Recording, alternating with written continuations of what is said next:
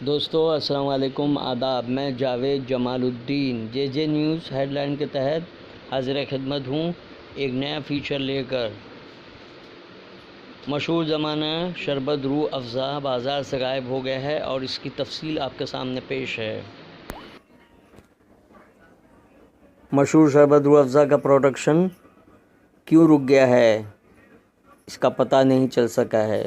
دوستو، گرمی کے موسم میں ہر ایک گھر میں رہنے والے مشہور کولڈ ڈرنک روح افزا بازار سے غائب ہو گیا ہے۔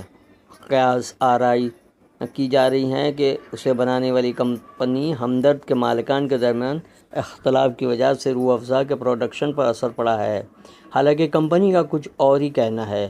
برسوں سے روح افزا گرمیوں میں ہمارا پسندیدہ شربت رہا ہے، مگر اس بار بازار میں جب لوگ روح افزا خریدنے پہنچ رہے ہیں تو انہیں خالی ہاتھ واپس آنا پڑ رہا ہے۔ خود دکاندار روح افزا کے اسٹاک پر کمپنی کے طرف سے نہیں آ پانے کی بات مان رہے ہیں۔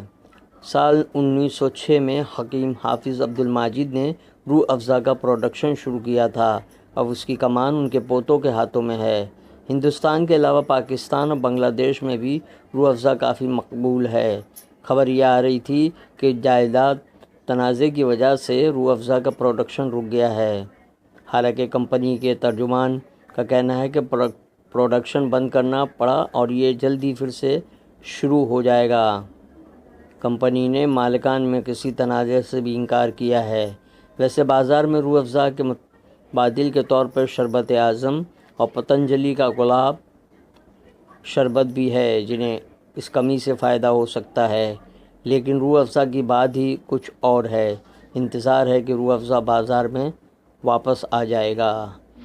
دوستو، رمضان میں اگر روح افزا بازار میں نہیں آیا تو دسترخوان پہ افطار کے وقت اسے بہت یاد کیا جائے گا۔ ہماری امید ہے اور بھروسہ ہے کہ مشہور شربت روح افزا کا پروڈکشن دوبارہ شروع ہو جائے گا اور بازار میں آسانی سے دستیاب ہوگا۔ اللہ